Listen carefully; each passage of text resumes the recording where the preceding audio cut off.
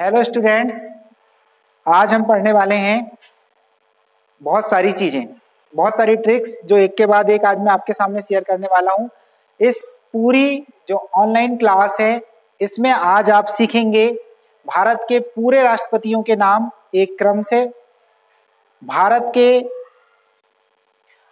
जो खेल हैं, विश्व के जो खेल हैं उनके बारे में भी कुछ हम ट्रिकी चीज़ें सीखेंगे, जिनमें हम ट्रिक्स के माध्यम से बहुत सारी चीज़ सीखने वाले हैं। मतलब खिलाड़ी कितने होते हैं किस खेल में वो हम सीखेंगे, साथ ही हम किस खेल के मैदान को क्या कहते हैं वो सीखेंगे। कुछ थोड़ा सा और हम दूसरी चीज़ों पर भी फोकस करेंगे। हम साथ ही आज देखने वाले हैं इतिहास की कुछ चीज़ें, इतिहास के जो आक्रमणकारी भारत पर आकर जिन्होंने आक्रमण किया उसके बारे में हम थोड़ी सी चर्चा करेंगे, उनके पूरे नाम याद करेंगे और उसके बाद अकबर के नवरत्नों के नाम आज हम याद करेंगे। साथ ही और भी बहुत कुछ आज हम सीखने वाले हैं। तो चलिए शुरुआत करते हैं आज के इस वीडियो लेक्चर की अकबर के नवरत्नों से। अकबर के नवरत्न, अकबर के नवरत्न याद करने की एक शानदार ट्रिक आपके सामने लेकर आए हैं। आप सब बिग मैजिक पर एक सीरियल चलता है अकबर बीरबल, उसमें आपने देखा होगा कि एक अकबर हैं, उनकी एक मोटी सी पत्नी है जिनका नाम जोधाबाई है। तो जोधाबाई जो है वो खाना खाने की और बनाने की बड़ी शौकीन है। तो जोधाबाई जो है, ये जो क्या है, जोधाबाई अकबर की बीवी हैं। अकबर की क्या है, बीवी है। ये नमक और मसाला ब्रांडेड यूज करती हैं। नमक करती हैं टाटा का यूज, टाटा नमक, और मसाला करती हैं MDH का यूज, MDH। बस अकबर की बीबी, टाटा नमक और MDH का मसाला अगर आपको याद हो गया, ये कोड इतना बस याद कर लिया आपने कि अकबर की बीबी टाटा का नमक और MDH का मसाला यूज करती है। इतना अगर आपको पता है तो आपको अकबर के सारे 9 के 9 नवरत्नों के नाम याद हो जाएंगे। चलिए लिख के देखते हैं। ये V से V, फिर लिखेंगे टाटा, TATA और फिर लिखेंगे MDH, MD और H। चलिए इसको डिकोड करते हैं। सबसे पहले बीबी, बी से आएगा बीरबल, बीरबल। दूसरे वाले बी से आएगा भगवान दास, बीरबल के दोस्त थे भगवान दास और अकबर के नवरत्न भी थे। टी से आएगा तानसेन, तानसेन को हम संगीत सम्राट बोलते हैं, तानसेन। ए से आएगा अबुल फजल, अबुल फजल ने अकबर नामा लिखा था, ये आपको याद होना चाहिए। अबुल फजल ये उन्हीं के नवरत्नों में से एक थे, साहित्यकार थे अबुल फजल। टी से टोडरमल, टोडरमल उनके राजस्व का जितना भी काम था, कर वसूली और जितना भी नाप जोक का काम और जितना भी राजस्व का काम था वो करते थे टोडरमल। ए से आएगा अब्दुल रहीम का खान खाना, अब्दुल रहीम खान खाना, अब्दुल रहीम खान खाना। एम से आएगा मान सिंह, ये जोधाबाई के भाई थे मान सिंह। और डी से आएगा दो प्याजा, नाम है इनका दो प्याजा, प्याज रहती ना वो वाली दो प्याजा, दो प्याज, दो प्याजा, और इनको बोलते थे मुल्ला, तो ये हो गए मुल्ला दो प्याजा, मुल्ला दो प्याजा। और एस से थे हकीम, थे इनके एक हकीम हुकम। तो देखिए ये है अकबर के नवरत्न, बीबी, टाटा, MDH इसका कोड है। बच्चों आप सब लोग लिखते जाओ साथ में, 9वीं 10वीं के सब, है ना। बीबी, टाटा, MDH। बीरबल, बी से बीरबल, फिर बी से भगवान दास, टी से तानसेन, ए से अबुल फजल, टी से टोडरमल, फिर ए से अब्दुल रहीम का खान खाना, और उसके बाद MDH में एम से मानसिंह, डी से दो प्याजा यानी मुल्ला दो प्याजा, और एच से हकीम हुकम। तो ये छोटी सी ट्रिक थी अकबर के नवरत्न याद करने की। ये अपना वार्म अप कर रहे हैं कुल मिला के अपन। इसके बाद अपन आगे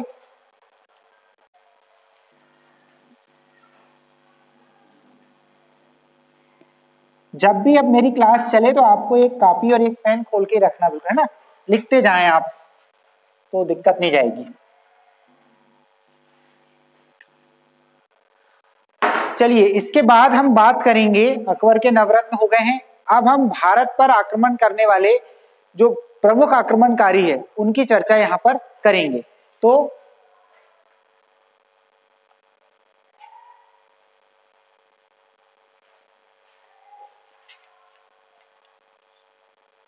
भारत पर आक्रमण करने वाले आक्रमणकारी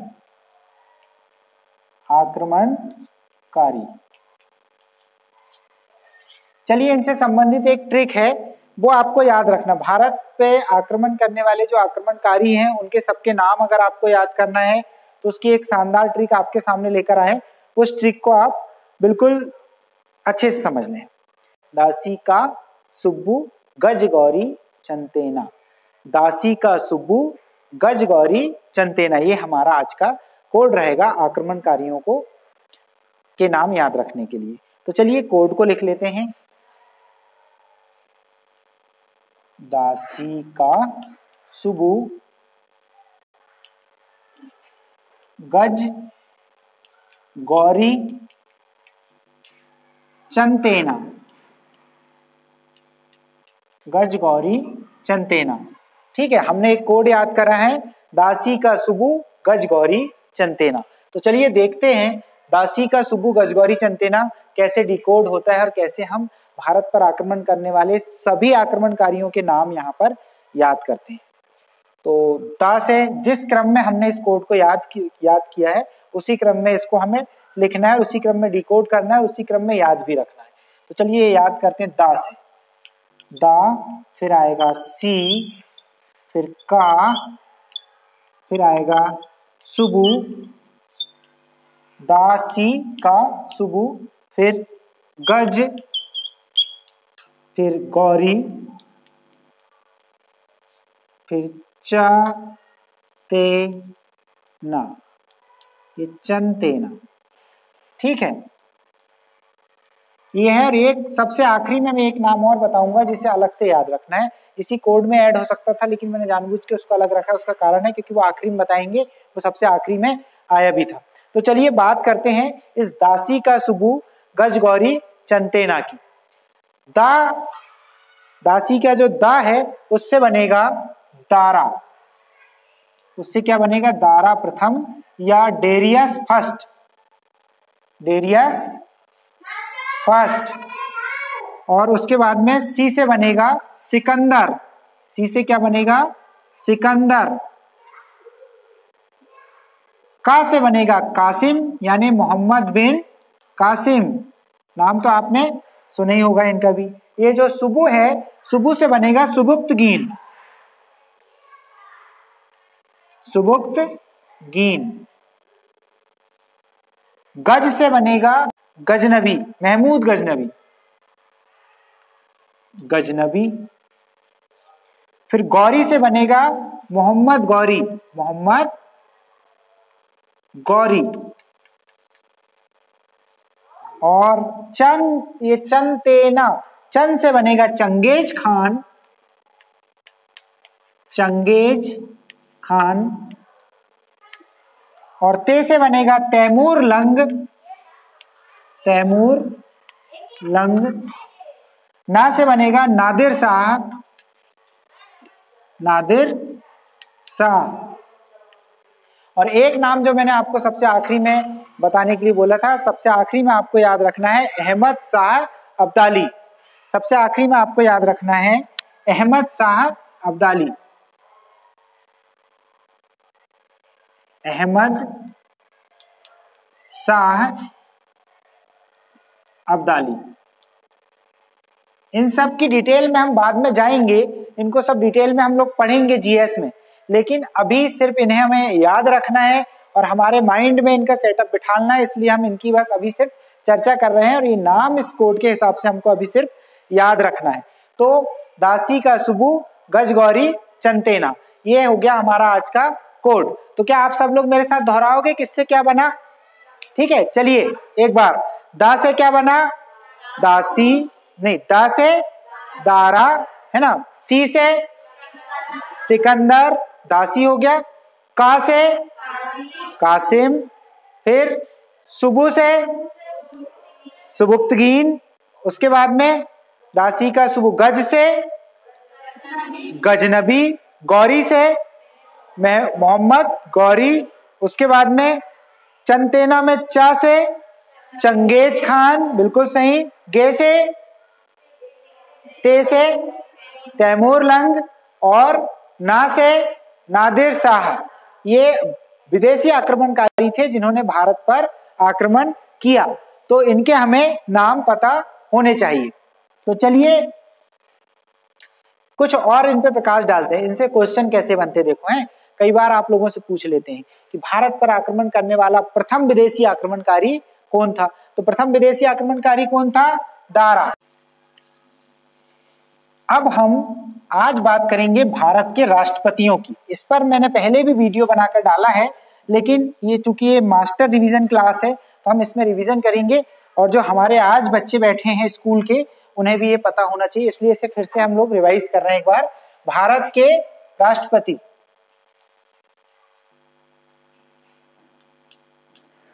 भारत के राष्ट्रपति। तो आपको एक कोड याद रखना, सब मेरे साथ बोलना। राधा जाकर गिरी फक्र से, राधा जाकर गिरी फक्र से, नीलम गई जेल। कोई जेल जाता है तो भैया फिर उसको छुड़ाने के लिए, उसकी जमानत कराने कोई जाएगा ना। हाँ, तो जमानत कराने पहुंचे थे रामा शंकर नारायणन, रामा शंकर नारायणन। और एक और लाइन याद रखना है, कलाम की प्रतिभा और प्रणव के रामनाथ। कलाम की प्रतिभा, प्रणव के रामनाथ। ठीक है, इसे मैं लिख दे रहा हूं, आप अपनी अपनी कॉपी में लिख लीजिए जल्दी से। राधा जाकर गिरी फक्र से, नीलम गई जेल। फिर आएंगे रामा शंकर नारायणन। रामा शंकर नारायणन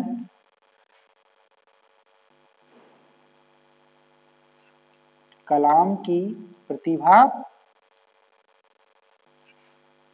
और प्रणव के रामनाथ, प्रणव के रामनाथ। बस इतना सा कोड याद रखना है आपको।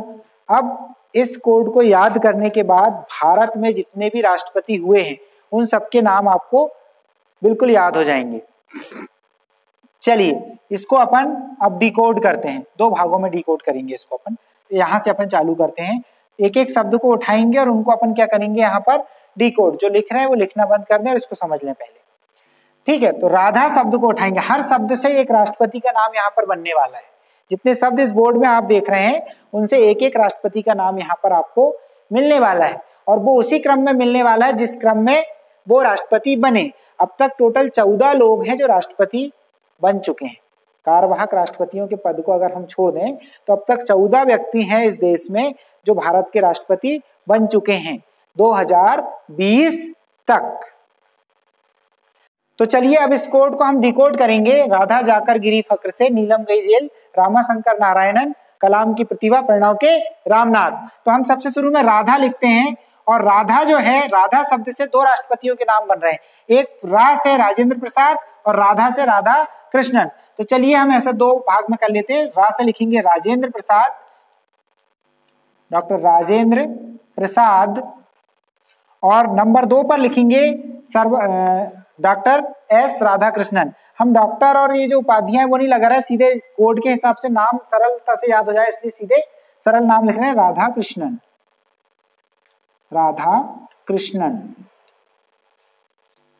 इसके बाद में राधा के बाद जाकर, जाकर था, राधा जाकर, इस जाकर को हम लेके आएंगे यहां पर और यहां लिखेंगे जाकिर हुसैन। क्या लिखेंगे? जाकिर हुसैन।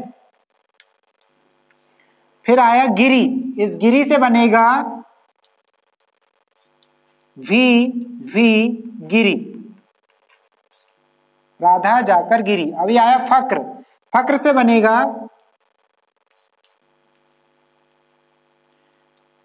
फकरुद्दीन अली अहमद। फिर आया नीलम, नीलम से बनेगा, नीलम से बनने वाला है नीलम संजीव रेड्डी। फिर आएगा जेल, ये पहली लाइन का लास्ट का अक्षर है जेल, तो जेल से आए बनेगा ज्ञानी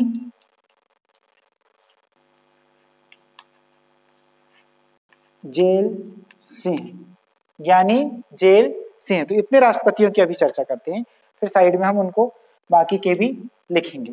तो राधा के रा से क्या बनेगा? राजेंद्र प्रसाद। और पूरी राधा से क्या बनेगा? राधा कृष्णन। फिर जाकर से क्या बनेगा? जाकिर हुसैन।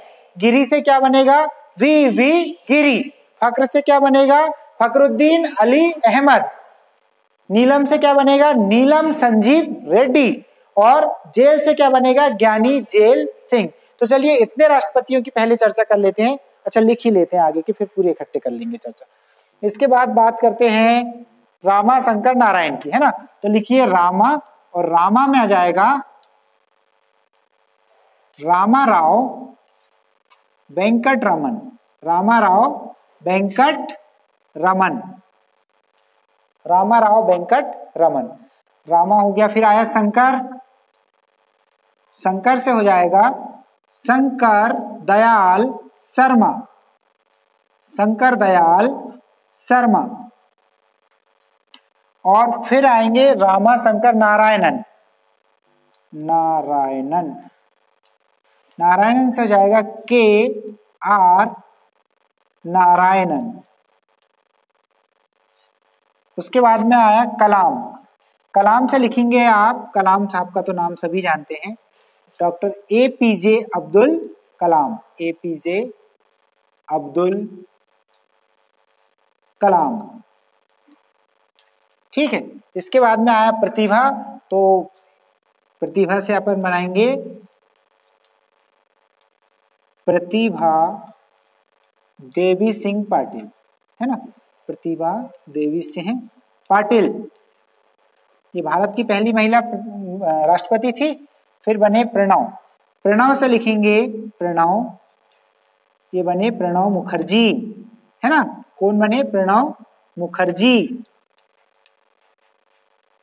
और लास्ट में रामनाथ, हमारे वर्तमान जो महामहिम राष्ट्रपति जी हैं श्री रामनाथ कोविंद, रामनाथ कोविंद।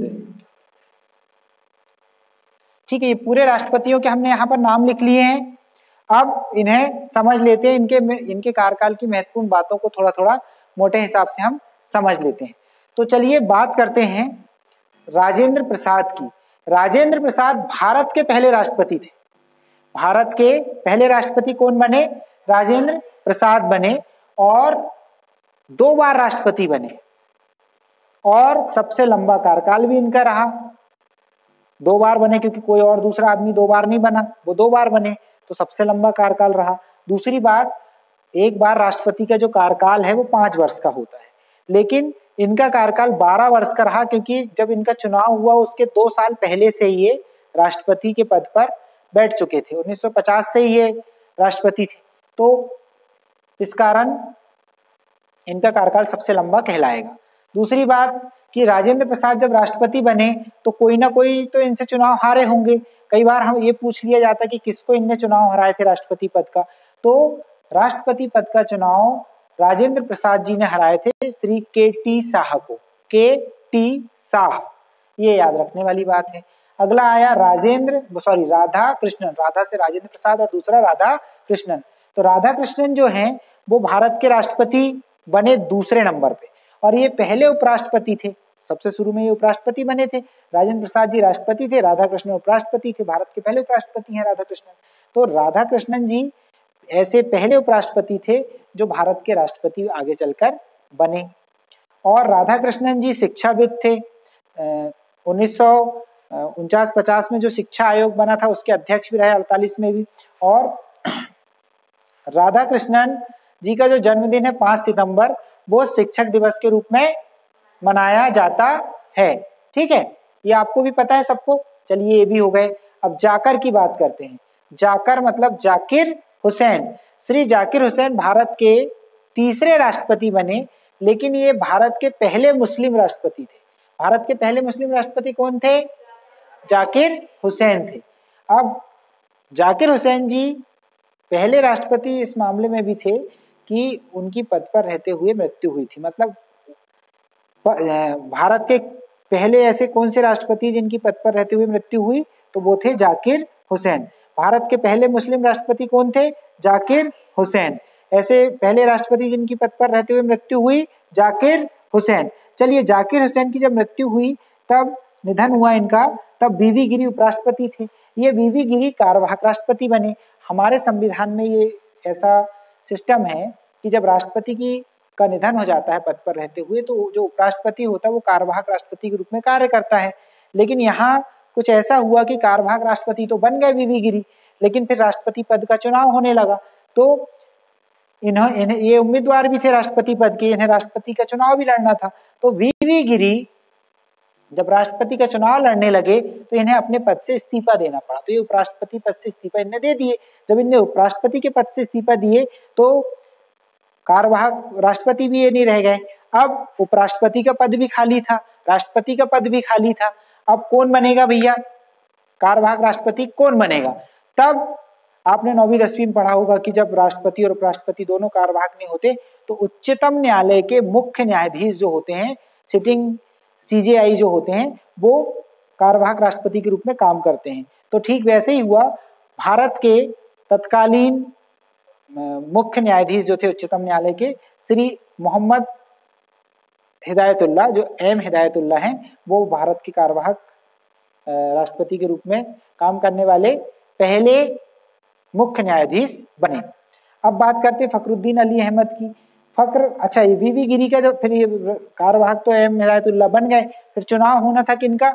वी.वी. गिरी का। जब वी.वी. गिरी का चुनाव हो रहा था तो इनके साथ सर्वाधिक उम्मीदवारों ने चुनाव लड़े थे। मतलब राष्ट्रपति पद में अभी हम देखते 2 लोग चुनाव लड़ते हैं, इनके टाइम पे 17 लोगों ने चुनाव लड़े थे। तो सर्वाधिक राष्ट्रपति पद के लिए सर्वाधिक उम्मीदवार किस समय थे? Doctor Shri V.V.. गिरी के समय थे। ये क्लियर हो गया सबको। अब इसके बाद बात करते हैं फखरुद्दीन अली अहमद की। वी.वी. गिरी जी के बाद फखरुद्दीन अली अहमद भारत के राष्ट्रपति बने और इनकी भी पद पर रहते हुए इनका भी निधन हो गया, तो इनका कार्यकाल भी पूरा नहीं हो पाया। ठीक ऐसे ही जाकिर हुसैन जी का कार्यकाल भी पूरा नहीं हुआ था। अब बाकी लोगों का तो पूरा हुआ, ये 2 ही लोग का पूरा नहीं हो पाया था। तो जाकिर हुसैन जी का जो कार्यकाल है वो न्यूनतम है। मतलब किसी भी राष्ट्रपति में सबसे कम कार्यकाल किसका रहा है? जाकिर हुसैन जी का रहा है। क्योंकि फखरुद्दीन अली अहमद जी का भी निधन पद पर रहते हुए हुआ था, लेकिन ये जाकिर हुसैन जी से ज्यादा समय तक काम कर चुके थे, इसलिए न्यूनतम कार्य अवधि वाले राष्ट्रपति कौन हो जाएंगे? जाकिर हुसैन हो जाएंगे। और अधिकतम कार्य अवधि वाले श्री राजेंद्र प्रसाद। चलिए, फखरुद्दीन अली अहमद जी भी हो गए। नीलम संजीव रेड्डी। नीलम संजीव रेड्डी, ये वी.वी. गिरी जी मेरा साथ ही नहीं छोड़ रहे हैं, बार बार इनके पास वापस बुला ले रहे हैं। एक चीज भूल गया इसलिए फिर से वापस बुलाए, तुम बताना भूल गए हो। चलिए ये बताते वी.वी. गिरी जी के बारे में। एक चलो पूरी कहानी बता देते हैं इनकी। ये पहले कार्यवाहक राष्ट्रपति बने, उपराष्ट्रपति से फिर इस्तीफा दिए, फिर राष्ट्रपति का चुनाव लड़े, तो इनके साथ 17 लोगों ने चुनाव लड़ लिए। मतलब सर्वाधिक उम्मीदवार राष्ट्रपति पद के लिए चुनाव में इन्हीं के साथ लड़े थे। उसके बाद जब बहुत सारे लोगों ने चुनाव लड़ लिए तो पार्टियां कंफ्यूज हो गई कि अपना उम्मीदवार किसे घोषित किया करें। दिक्कत ये है कि जब भी राष्ट्रपति का या कोई बड़े चुनाव होते हैं तो पार्टियां व्हिप जारी करती, कांग्रेस, बीजेपी, जो बीएसपी, जो भी पार्टियां हैं वो एक व्हिप जारी करती हैं और उस व्हिप से सारे लोग बंधे होते हैं। वो पार्टी अध्यक्ष जिसे बोलता है कि इस कैंडिडेट को हमें वोट डालना, तो उसी को सारे लोग वोट डालते हैं। लेकिन ये वीवी गिरी जी का जब चुनाव हुआ तो पार्टियां कंफ्यूज थी, पार्टी अध्यक्ष सब सारी पार्टियों के कंफ्यूज थे, क्योंकि एक ही पार्टी के बहुत सारे लोग चुनाव लड़ रहे थे। तो ऐसी स्थिति में पार्टियों ने व्हिप जारी नहीं की और ये वीवी गिरी जो है वो अंतरात्मा की आवाज पर जीतने वाले पहले राष्ट्रपति थे। मतलब अंतरात्मा की आवाज का मतलब ये है कि किसी कैंडिडेट को किसी पार्टी ने नहीं बोला कि आप चुनाव में इसको ही वोट देना, उन्होंने बोला भैया आपको जिसको देना उसको दो वोट, हम तो परेशान हो गए, ठीक है, तो उन्होंने दे दिए वोट। तो ये वीवी गिरी जो है वो अंतरात्मा की आवाज पर जीतने वाले एकमात्र और पहले और एकमात्र राष्ट्रपति है। उसके बाद से हर चुनाव में व्हिप जारी हुआ। चलिए इसके बाद नीलम संजीव रेड्डी पे आ गए थे हम। तो नीलम संजीव रेड्डी जो है वो भारत के अब तक के इतिहास में एकमात्र निर्विरोध राष्ट्रपति है, निर्विरोध निर्वाचित राष्ट्रपति। इनके खिलाफ में किसी ने फॉर्म ही नहीं भरा था, निर्विरोध थे। चलिए ज्ञानी जेल सिंह, भारत के पहले सिख राष्ट्रपति, सिख थे ये।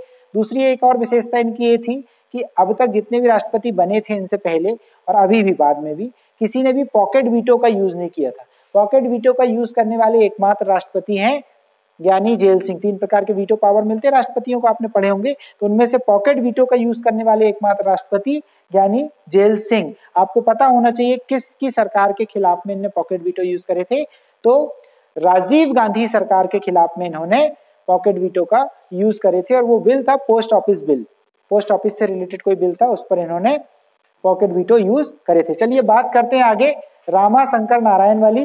तो रामा मतलब रामा राव वेंकट रमन, आर वेंकट रमन का आपने नाम सुने होंगे, आर वेंकट रमन यानी रामा राव वेंकट रमन। फिर शंकर दयाल शर्मा, शंकर दयाल शर्मा अविभाजित मध्य प्रदेश के, हमारे मध्य प्रदेश के गठन 1 नवंबर 1956 को हुआ। उसके पहले जब मध्य प्रदेश सीपी एंड बरार के नाम से जाना जाता था तब शंकर दयाल शर्मा जी उसके मुख्यमंत्री रह चुके थे। फिर नारायणन, के आर नारायणन, के आर नारायणन भारत के पहले दलित राष्ट्रपति हैं, मतलब दलित वर्ग का प्रतिनिधित्व करने वाले पहले राष्ट्रपति कौन बने, के आर नारायणन। और इनसे जुड़ी 2-3 चीजें और हैं। इन्होंने पद पर रहते हुए मतदान करने की परंपरा प्रारंभ करी, जबकि पहले के राष्ट्रपति मतदान नहीं किया करते थे, इनने करे। और दूसरी बात ये थी कि ये किसी राज्य की विधानसभा को संबोधित करने वाले पहले राष्ट्रपति थे और इन्होंने केरल विधानसभा को संबोधित किया था। नारायणन साहब के बाद बने कलाम साहब राष्ट्रपति। कलाम साहब डॉक्टर एपीजे अब्दुल कलाम, जिन्हें मिसाइल मैन के नाम से भी जाना जाता है, ये बहुमुखी प्रतिभा के धनी थे, बहुत बढ़िया इनका कार्यकाल रहा और ये तीसरे मुस्लिम थे जो राष्ट्रपति बने। अब तक कुल 3 मुस्लिम राष्ट्रपति बन पाए हैं, उसमें से तीसरे कौन थे, एपीजे अब्दुल कलाम। और एपीजे अब्दुल कलाम पहले मुस्लिम राष्ट्रपति थे जिन्होंने अपना पूरा कार्यकाल पूर्ण किया। अपना कार्यकाल पूर्ण करने वाले पहले राष्ट्रपति कौन है, मुस्लिम राष्ट्रपति एपीजे अब्दुल कलाम। इससे पहले जो 2 मुस्लिम राष्ट्रपति बने थे उनकी पद पर रहते हुए उनका निधन हो गया था। चलिए इसके बाद प्रतिभा देवी सिंह पाटिल। प्रतिभा देवी सिंह पाटिल को पढ़े इसके पहले एक बार और कलाम साहब के पास आते हैं। कलाम साहब का जब इलेक्शन हुआ तो इनके साथ चुनाव जिनने लड़ा वो थी एक महिला और उनका नाम था कैप्टन लक्ष्मी सहगल।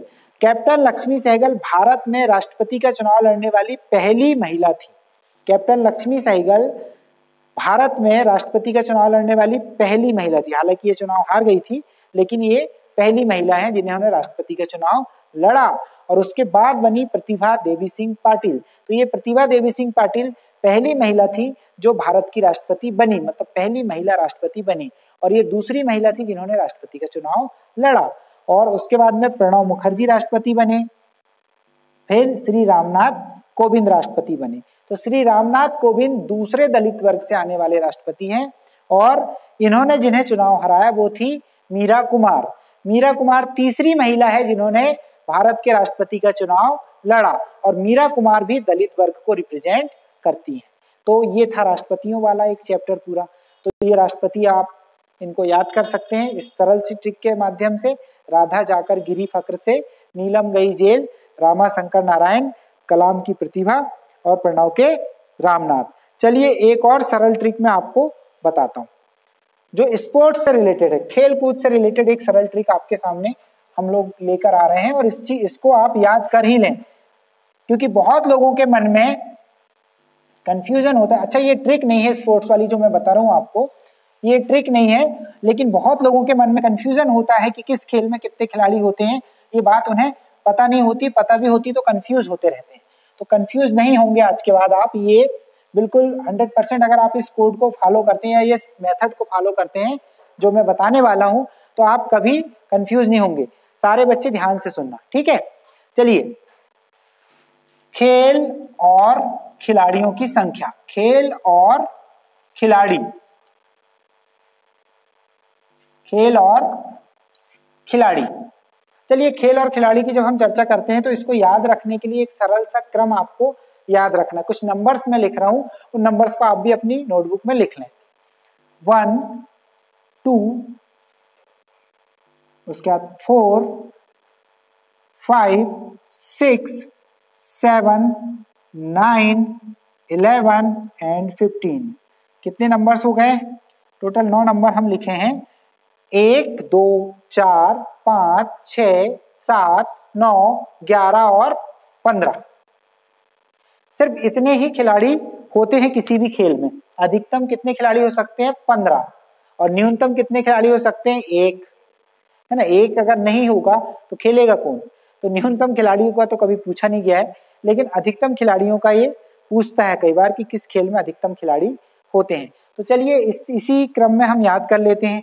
तो एक वाले तो बहुत सारे खेल हैं, चाहे वो टेबल टेनिस ले लें हम, चाहे बैडमिंटन ले लें, बैडमिंटन, फिर टेनिस, कुश्ती,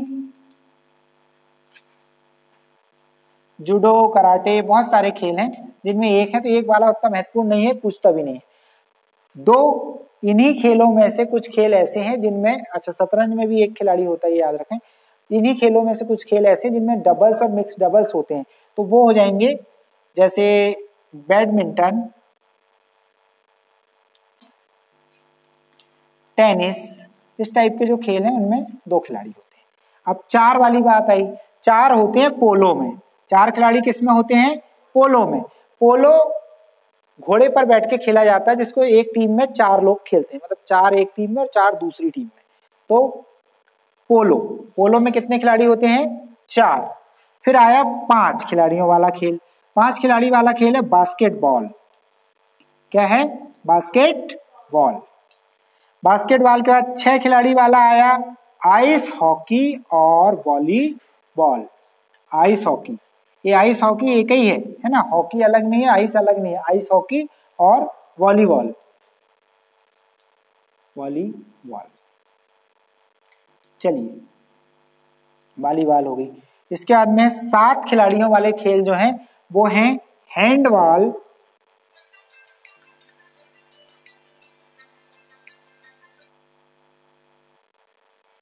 वाटर पोलो और कबड्डी। हैंडबॉल, वाटर पोलो और कबड्डी। इसके बाद जो अगला है हमारा 9 में आएगा खो खो और बेसबॉल। खो खो, बेसबॉल। खो खो और बेसबॉल में कितने खिलाड़ी होते हैं? 9 खिलाड़ी होते हैं। 11 के तो आपको पता ही है। क्रिकेट जो भारत का लोकप्रिय खेल है, हॉकी जो भारत का राष्ट्रीय खेल है, और फुटबॉल जो विश्व का सबसे लोकप्रिय खेल है। क्रिकेट, हॉकी और फुटबॉल। और 15 खिलाड़ी होते हैं रग्बी में। किसमें? रग्बी में। तो ये है खेल और खिलाड़ियों की संख्या वाला एक छोटा सा चैप्टर। इसमें इन खिलाड़ियों को आप अगर जमा लें एक क्रम में और अपने दिमाग में माइंड सेटअप आप इस टाइप से बना लें कि एक किस में होते, 2 किस में होते, थोड़ा सा प्रैक्टिकली आप इसको समझ लें तो फिर आपको दोबारा भूलने की शिकायत नहीं जाएगी। चलिए, और जिनमें जैसे ज्यादा है, जैसे 7 में हैंडबॉल और वाटर पोलो और कबड्डी है, ये बड़ा हो रहा है, तो इसका एक कोड आप याद रख लीजिए, हैबाक। क्या कोड याद रख लीजिए? हैबाक। है से हैंडबॉल, वा से वाटर पोलो, का से कबड्डी। ये हो गया 7 का कोड। अब ये जो आइस हॉकी और वॉलीबॉल है, ये आप भूलते हैं कई बार, तो आइस हॉकी और वॉलीबॉल के लिए आप एक कोड याद रखिए, IB। IB होता है इंटेलिजेंस ब्यूरो, है ना, इंटेलिजेंस ब्यूरो होता है। तो I से आइस हॉकी और V से वॉलीबॉल, ये हो गया याद। बाकी चीजें तो भला दिक्कत ही नहीं है। 9 अगर खो खो वाला याद करने में दिक्कत जा रही है तो आप पूछ लेना अपने दादा दादी से, जब वो छोटे थे, जब उनका बचपन वाला समय था, तब जो खोवा है वो 9 रुपए किलो मिलता था। खोवे कितने रुपए किलो मिलते थे? 9 रुपए किलो मिलते थे। तो ये हो गया खो खो और बेसबॉल। बस इतना है खेल और खिलाड़ियों में, इसे आप अच्छे से समझ लीजिए।